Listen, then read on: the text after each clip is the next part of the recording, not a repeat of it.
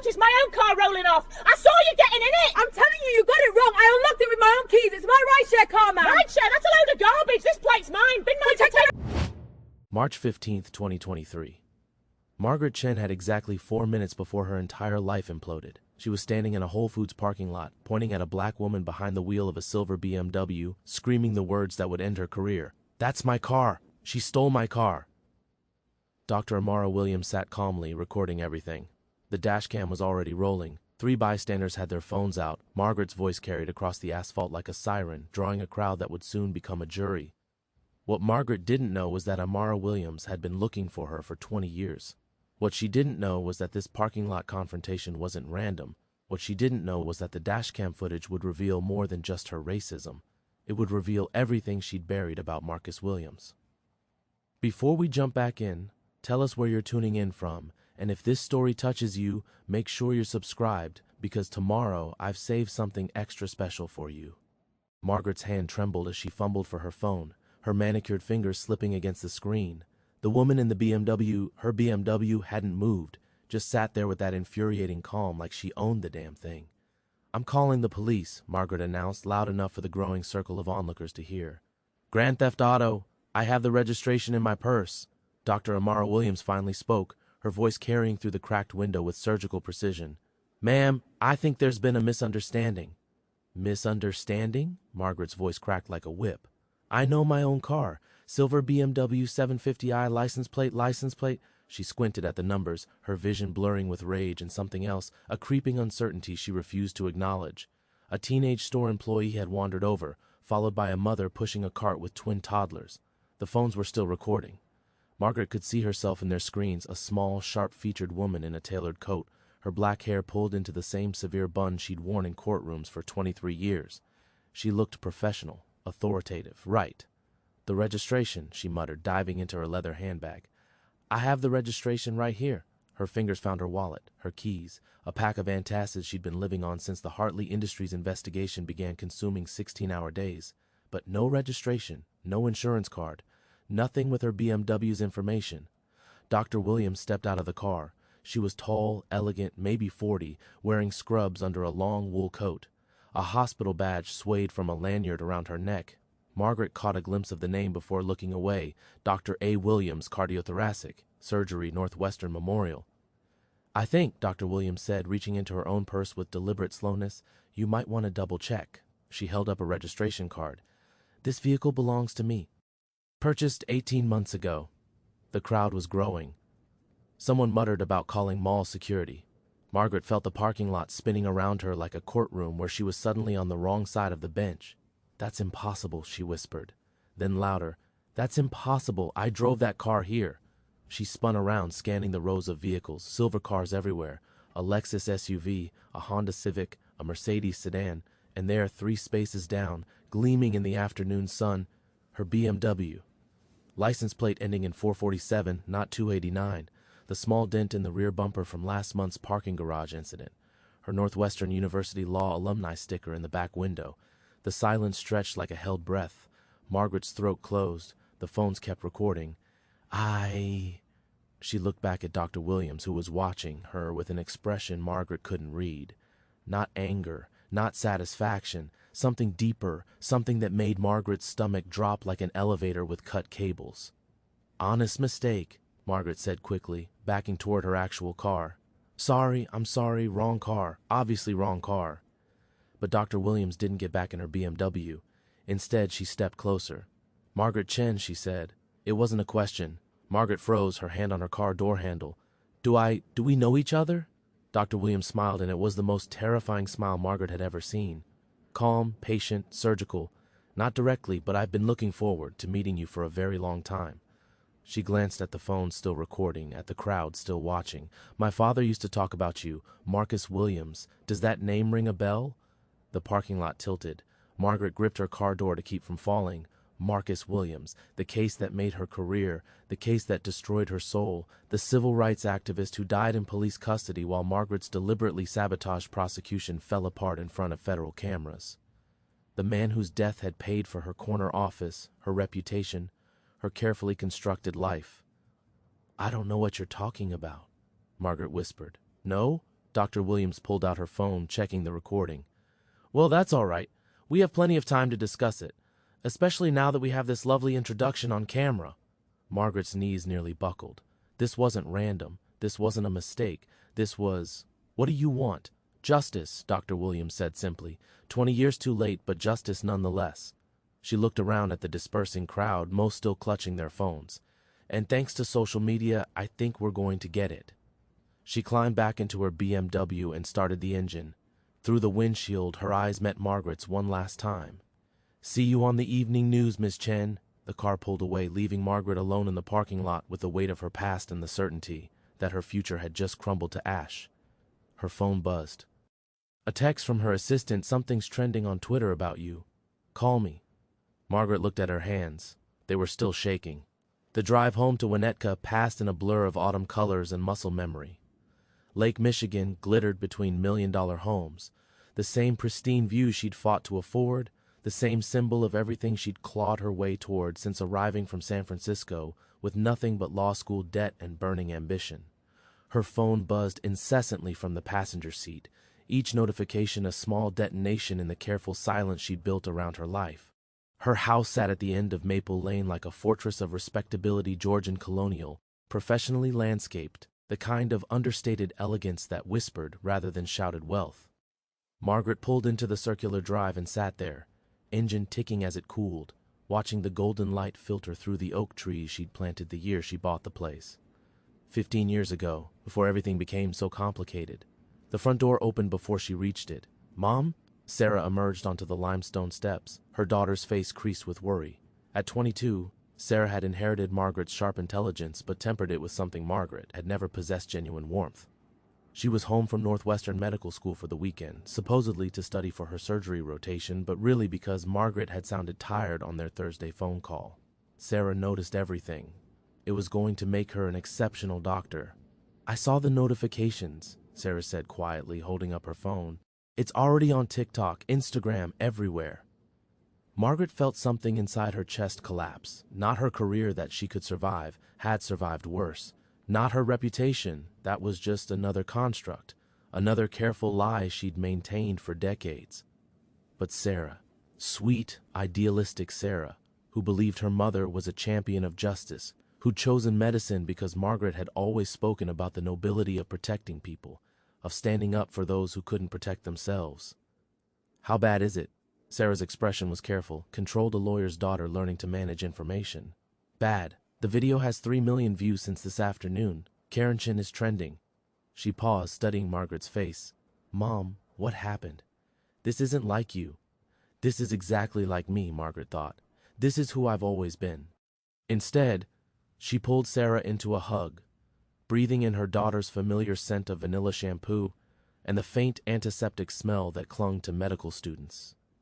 For a moment, she was 28 again, newly pregnant and terrified, holding her infant daughter in the tiny apartment in Federal Way while rain drummed against windows, and she wondered how she would possibly build a life worth living.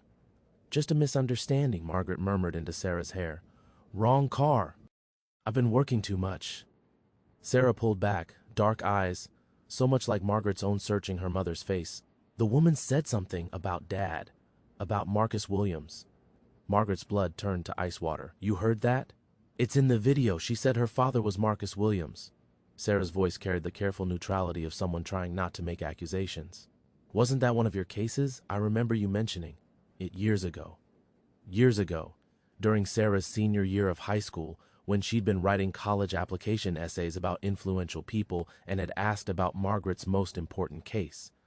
Margaret had given her a sanitized version, the passionate young prosecutor fighting for civil rights, the tragic loss when Williams died before justice could be served. She'd made herself the hero of that story, the grieving advocate who'd learned that sometimes the system failed good people. Every word had been a lie. I barely remember the details, Margaret said, the words tasting like ash. It was 20 years ago. They walked into the house together, past the museum-quality artwork and designer furniture that proclaimed Margaret's success to anyone who entered. The living room held the soft golden light of late afternoon, filtering through silk curtains onto the Persian rug where Sarah had once built elaborate Lego cities while Margaret worked late into the night at the dining room table, always preparing for the next case, the next rung on the ladder. Sarah curled up in the corner of the Italian leather sofa, her legs tucked beneath her like she was still 12 years old, and seeking comfort after a nightmare. "Mom, are you in trouble?" The question hung in the air between them like a bridge Margaret could either cross or burn. She could tell the truth now, finally, after 20 years of careful construction. She could explain about Marcus Williams, about the deliberate sabotage, about the compromise that had purchased this house, and Sarah's education, and everything they'd built together. Or she could protect her daughter for a little while longer. "No," Margaret said, settling beside Sarah and pulling her close. "Everything's going to be fine." Outside the sun was setting, and Margaret's phone continued to buzz with the sound of her world ending. She'd been lying in the dark for hours, staring at the ceiling, while Sarah slept in her childhood bedroom down the hall. The notifications had finally stopped around 10. Her publicist's advice to turn off social media alerts temporarily, but sleep remained impossibly distant. Every time she closed her eyes, she saw Dr. Williams' face, that surgical smile, the way she'd said Marcus Williams like a diagnosis. The ringtone cut through the silence like a scalpel. Unknown number, but Margaret recognized the area code 202, Washington, D.C. Margaret Chen. "Miss Chen, this is Detective Raymond Torres with the Metropolitan Police Department. I apologize for calling so late." Margaret sat up, her heart hammering. "Is everything all right?" "Ma'am, I'm calling about an ongoing investigation. We received some materials today that mention your name in connection with a federal case from 2003, the Marcus Williams prosecution." The bedroom wall seemed to press closer.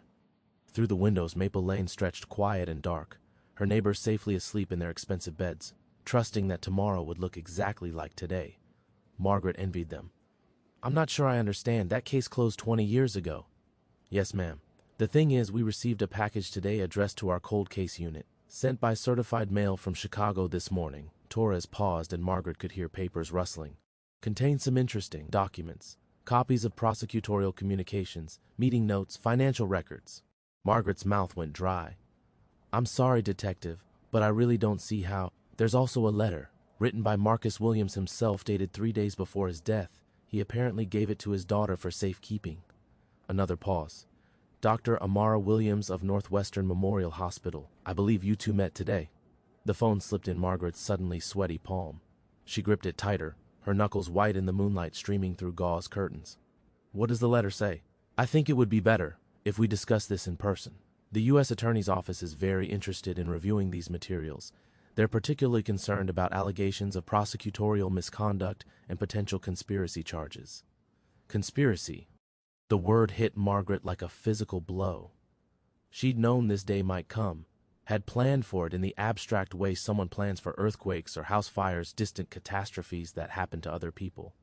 But she'd never imagined it would arrive through Dr. Williams, through that woman's patient, surgical precision. "Miss Chen, are you there?"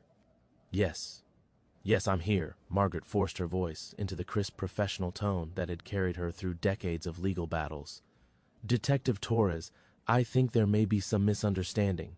The Williams case was thoroughly investigated at the time. The circumstances of Mr. Williams' death were tragic, but—" "Ma'am, I'm going to stop you right there."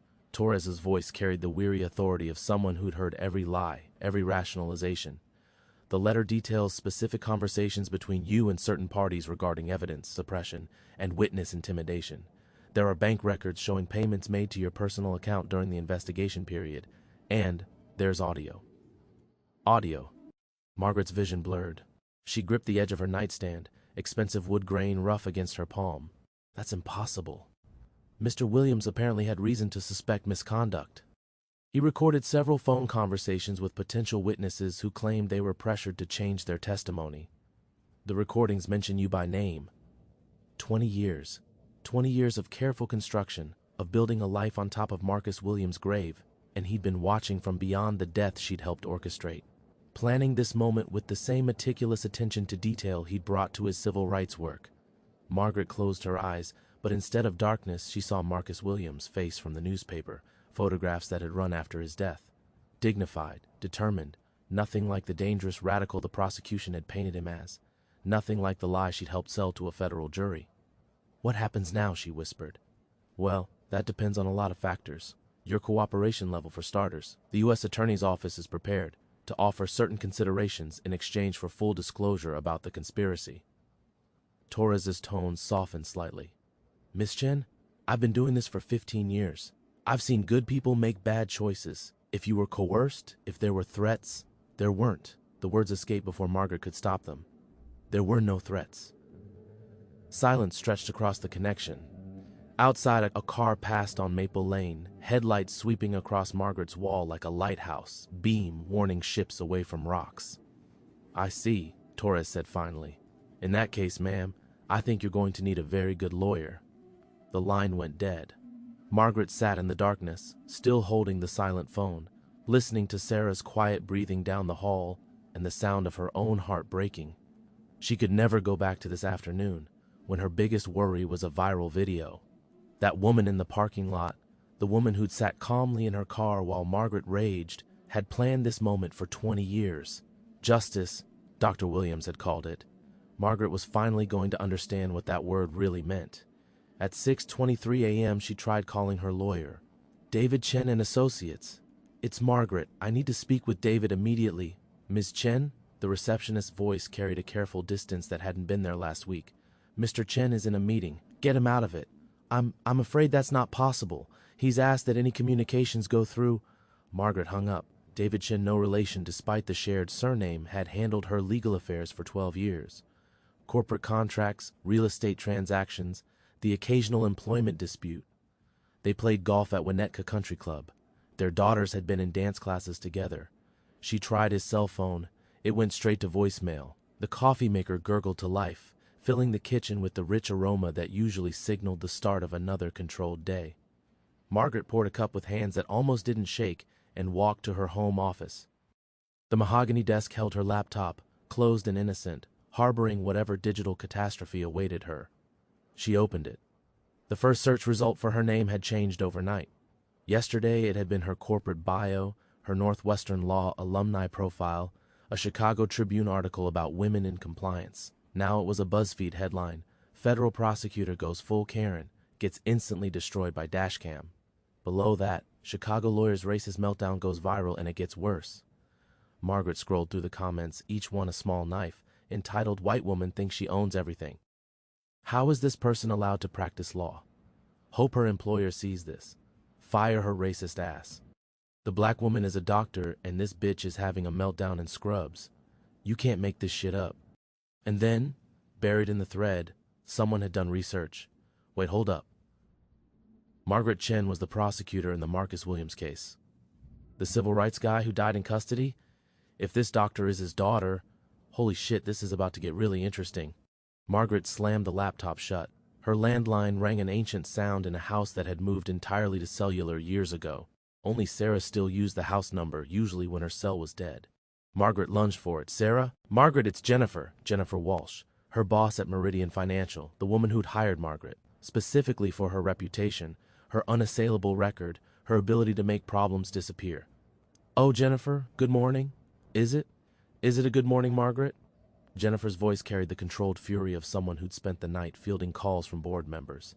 Because I've been awake since 3 a.m. dealing with our social media team, our PR firm, and approximately 700 reporters asking for comment about our chief compliance officer.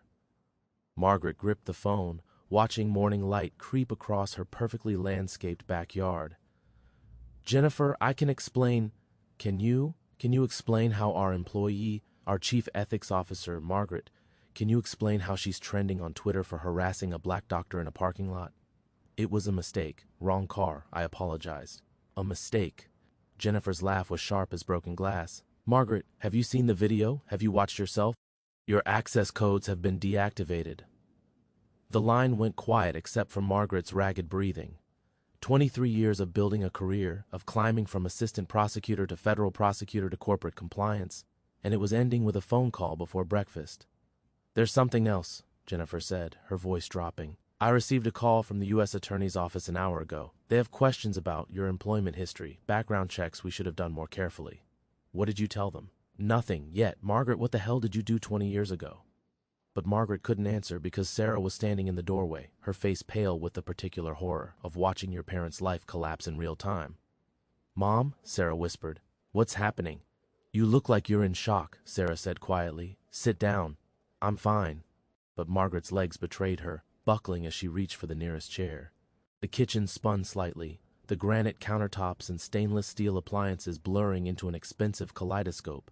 Sarah was already moving, filling a glass with water, her movements efficient and sure.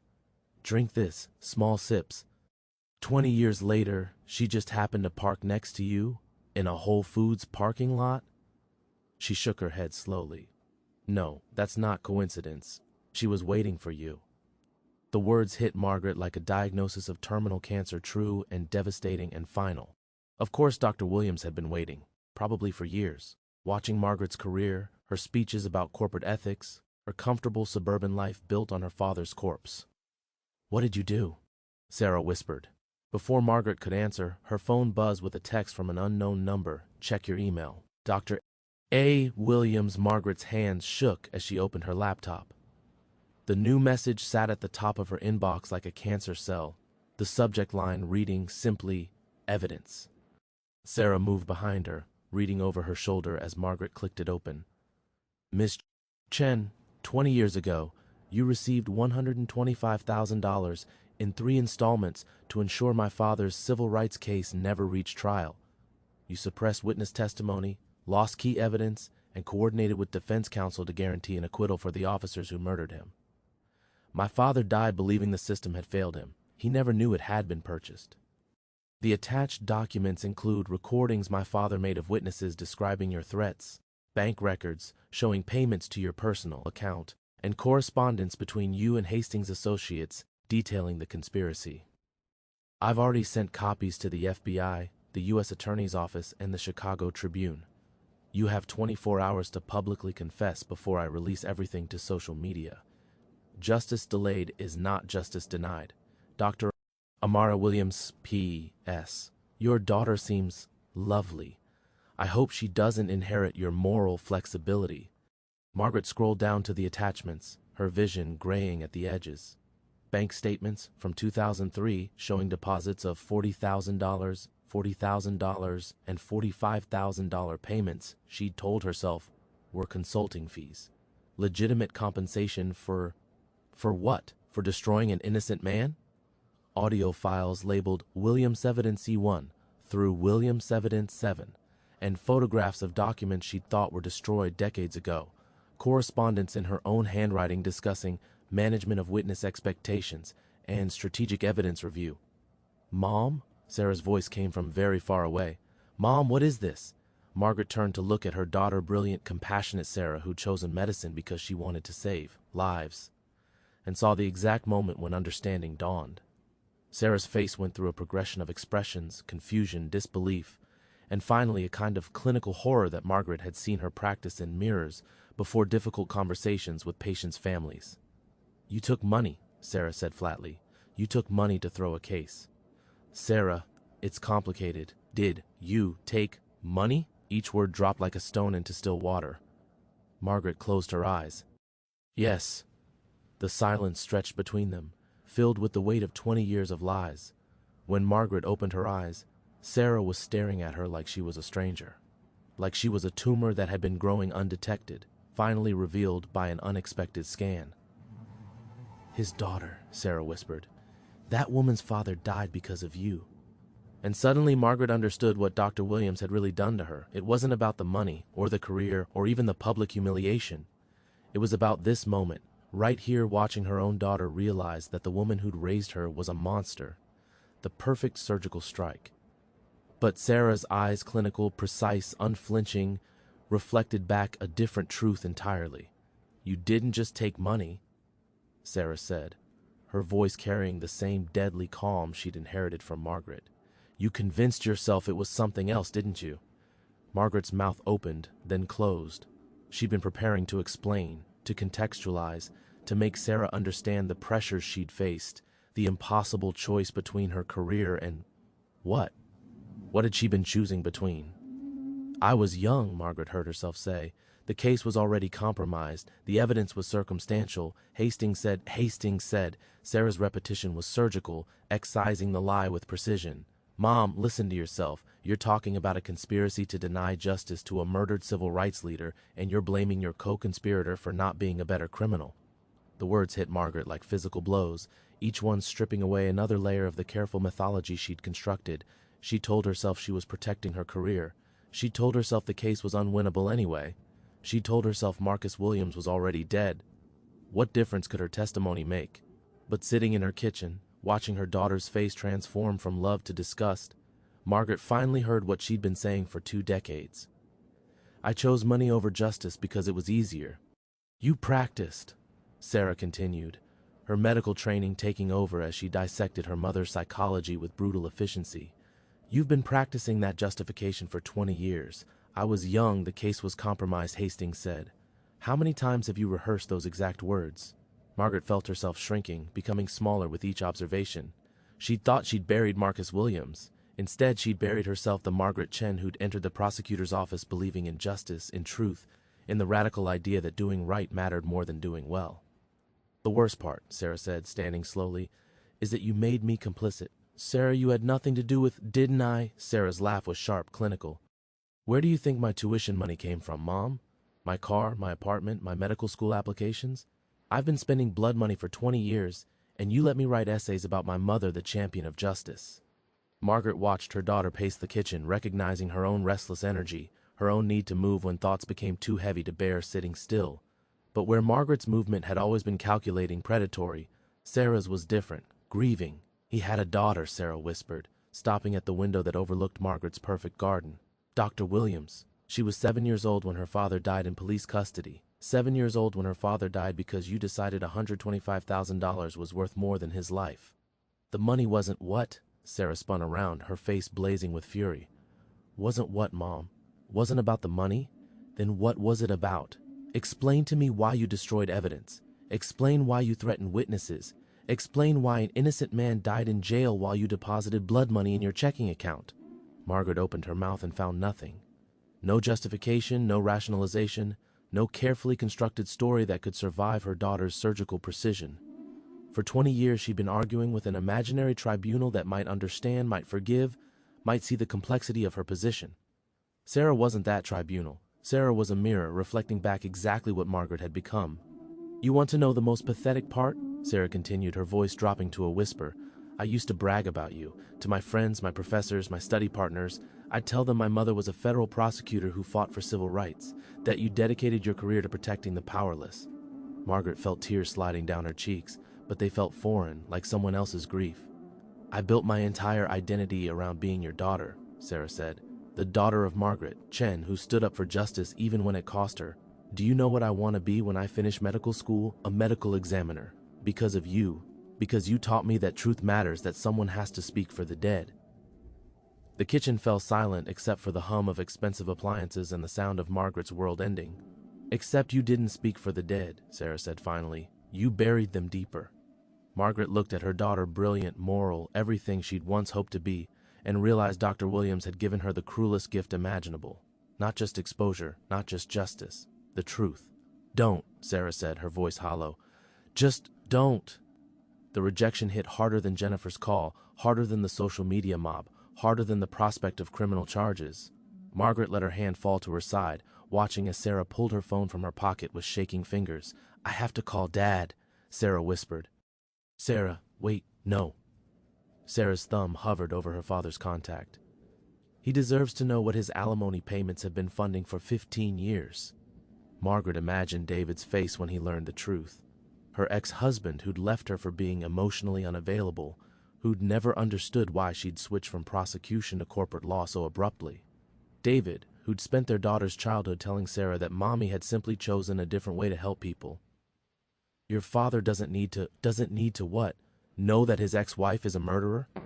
Sarah's clinical precision was cracking, revealing raw grief underneath. That every child support check he wrote helped fund our blood money lifestyle? The word murderer hung in the air between them, like a diagnosis neither wanted to acknowledge. Margaret felt her carefully constructed world continuing its violent collapse, each revelation bringing fresh devastation. Her laptop chimed with another email, then another. The feeding frenzy had begun. Sarah looked at the screen over Margaret's shoulder as message after message flooded in, reporters, former colleagues, old law school classmates who'd seen the news. The subject lines blurred together, request for comment, urgent. Please respond, is this you? They know, Sarah said flatly. Everyone knows. Margaret scrolled through the emails with numb fascination. 23 years of careful reputation management evaporating in real time. Her Northwestern Law alumni profile would be deleted by noon. The compliance conference where she was scheduled to speak next month would quietly remove her from the program. Every corporate board, every professional organization, every carefully cultivated connection would perform surgery to excise Margaret Chen from their institutional memory. But that wasn't what made her hands shake as she read the messages. It was the email from Marcus Williams' sister. Ms. Chen, my name is Gloria Williams Patterson. Marcus was my baby brother. I want you to know that he talked about you before he died. He said there was a prosecutor who believed in him, who was going to make sure those officers faced justice. He said you promised his daughter would grow up in a world where her father's life mattered. He died believing in you. I raised Amara after Marcus was killed. I held her while she cried for her daddy. I helped her with homework, drove her to school, watched her graduate medical school. She became a doctor because she wanted to save lives her father couldn't save. She also became a doctor because she wanted to honor the prosecutor who fought for her father. You were her hero, Miss Chen. Until she learned the truth. I hope it was worth it. Gloria Sarah read the email over Margaret's shoulder, her breathing becoming shallow and rapid. Margaret recognized the signs of an anxiety attack, the same responses she'd seen in her daughter during finals week, during residency interviews, during any moment when the weight of expectation became unbearable.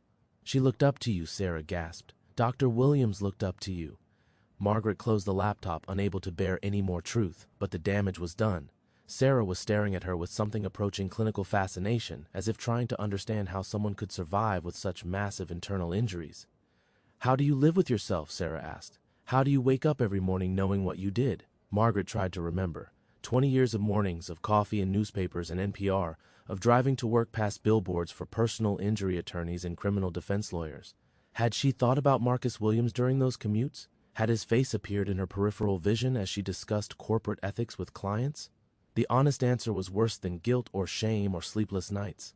She'd forgotten him. Not completely. His name still triggered a flutter of unease, a quickly suppressed memory of deposited checks and destroyed evidence. But she'd managed to file Marcus Williams under difficult early case rather than man I murdered for money. She'd compartmentalized his death so effectively that she could give speeches about corporate responsibility without irony, could raise a daughter on blood money without cognitive dissonance.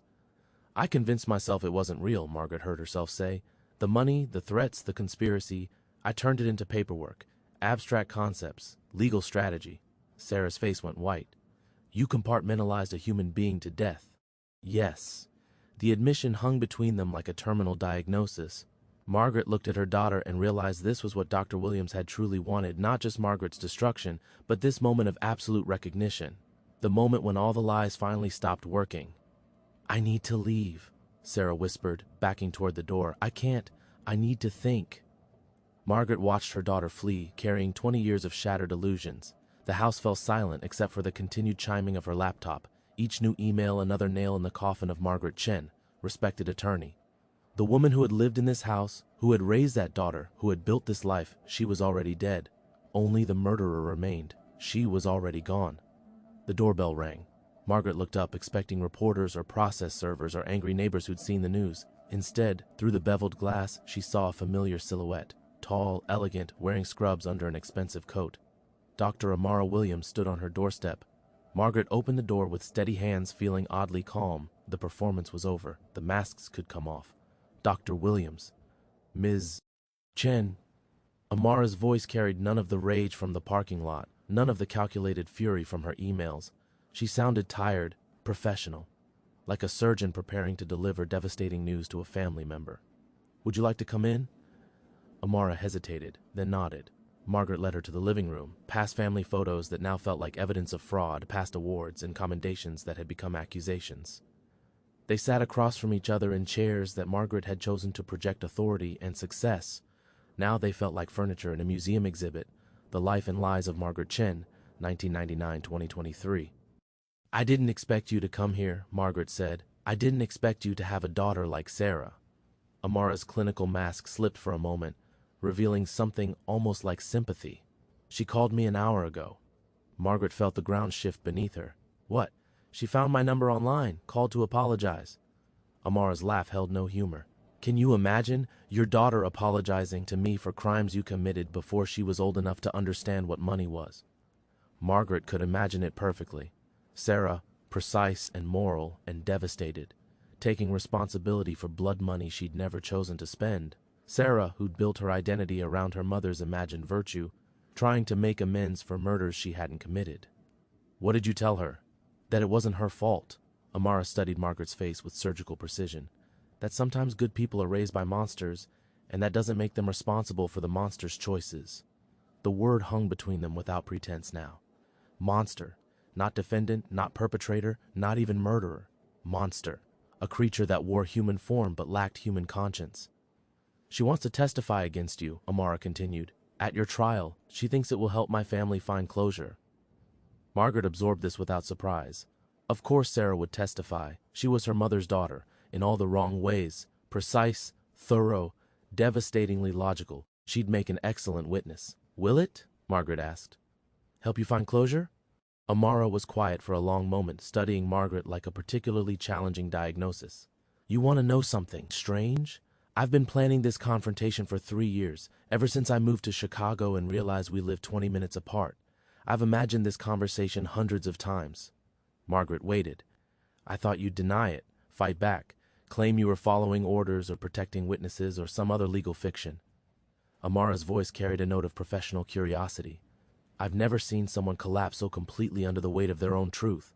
I'm tired, Margaret said, and meant it. 20 years is a long time to carry a lie that heavy. My father carried the truth for 3 months. From the moment you betrayed him until the day he died in that cell. Amara's composure cracked slightly. He kept telling my Aunt Gloria that his prosecutor would save him, that justice would prevail. He died believing in you. Margaret felt something break open in her chest. Not guilt, not shame, but something raw. The sound Marcus Williams's 7-year-old daughter must have made when she learned her father was never coming home. The sound Sarah had made an hour ago when she learned her mother was a stranger. I want to make a deal with you, Amara said. Margaret looked up surprised. Confess publicly, all of it. The money, the conspiracy, the cover-up. Give the prosecutors everything they need to convict Hastings and whoever else was involved. Amara leaned forward. Do that, and I'll ask Sarah not to testify. She doesn't need to relive your crimes in open court. Why? Because she reminds me of my father, Amara said quietly. Moral, idealistic, believing that justice matters more than convenience. Her voice hardened. She deserves better than being collateral damage in your destruction. Margaret looked at this woman, brilliant, principled, everything Margaret had once pretended to be, and realized she was being offered something she didn't deserve. The chance to save her daughter from witnessing her complete annihilation. I'll do it, Margaret said. I'll confess everything. Amara nodded and stood to leave. At the door she paused. For what it's worth, Miss Chen, I think you loved your daughter. That's more humanity than I expected to find. Margaret watched Dr. Williams disappear into the night, carrying justice in her wake. Tomorrow, Margaret would call the reporters back. Tonight, she would write her confession. Margaret sat at her kitchen table until dawn, writing by hand in the same methodical script she'd used to annotate legal briefs for 30 years. The confession grew longer with each page, not because she was trying to justify herself, but because she finally understood the magnitude of what she'd destroyed. Every buried witness statement, every doctored piece of evidence, every threat delivered in hushed courthouse corridors. She wrote it all down with the precision that had once made her a formidable prosecutor, applying those same skills to her own destruction. When the sun crested the horizon, painting her perfect garden in golden light, Margaret called Channel 7 and asked for the reporter who'd been leaving increasingly frantic voicemails. Ms. Chen, this is Rebecca Martinez. I've been trying to reach you about... I know what you want, Margaret said. I'm ready to give you everything. She read the confession live, 23 pages of measured destruction that took 47 minutes to deliver completely. She watched herself on the studio monitor as she spoke, a woman aging in real time, each admission carving new lines in her face. When she finished, Rebecca Martinez sat in stunned silence. Ms. Chen, are you prepared for the legal consequences of what you've just admitted? I've been prepared for 20 years, Margaret said. I just wasn't brave enough to face them. The arrest came 6 hours later, federal agents, respectful but thorough, reading her rights in the same living room where she'd sat with Dr. Williams the night before. Margaret didn't call a lawyer. She answered every question with the same clinical precision she'd brought to the confession, treating her own destruction like a legal brief that needed to be filed correctly. Sarah came to the arraignment. She sat in the back of the courthouse, wearing the navy dress Margaret had bought her for medical school interviews, crying silently as her mother entered a guilty plea to conspiracy, witness tampering, and obstruction of justice. Margaret looked back once as they led her away in handcuffs. Their eyes met across the courtroom. Daughter and monster, victim and perpetrator, the last fragments of a relationship built on lies. Sarah's face held no forgiveness, but also no hatred, only grief for the mother she'd thought she'd known. The federal prison in Alderson was cleaner than Margaret had expected, quieter than the corporate offices where she'd spent the last 2 decades. Her cell was small and spare, furnished with institutional efficiency. She had books, legal texts mostly, donated by a library program, and time to read them with the focus she'd once brought to case preparation. She didn't read law anymore. Instead, she studied philosophy, theology, literature, books about redemption and justice and the weight of moral choice. She was looking for something she couldn't name. Not forgiveness, which she didn't deserve, but perhaps understanding of what she'd allowed herself to become. Sarah visited once, 3 months into Margaret's sentence. They sat across a metal table in the visiting room, surrounded by other broken families conducting their own difficult conversations. "I'm engaged," Sarah said without preamble. Margaret felt surprise, then joy, then the sharp recognition that she would never meet her son-in-law, never help plan the wedding, never hold her grandchildren. "He's good to you? He's everything you taught me to value," Sarah said. "Honest, principled. He believes in justice." She paused. "He knows about you, about what you did, and he loves you anyway. He loves me because of who I chose to become despite you." Sarah's voice carried new strength, the confidence of someone who'd survived complete moral collapse and emerged intact. "I told him I learned everything important about ethics by watching what happened when someone abandons them." Margaret nodded, recognizing the gift in her daughter's words. Sarah had salvaged something valuable from the wreckage, not love for her mother, but clarity about her own moral foundation. "Will you be happy?" Margaret asked. "I think so. We're moving to Atlanta after the wedding. He's a prosecutor. Public defender's office." Sarah smiled for the first time in months. Funny how that worked out. They talked for 30 more minutes about safe subjects, Sarah's residency, the weather, books Margaret was reading. When visiting time ended, they stood awkwardly, unsure how to say goodbye. "I won't visit again," Sarah said gently. "I need to let you go." "I know." Margaret looked at her daughter one last time, memorizing her face. "I'm proud of who you became. Despite everything, I'm proud of you." Sarah nodded and walked away, carrying her integrity into a future Margaret would never share. That night, Margaret sat on her narrow bunk and realized something had shifted.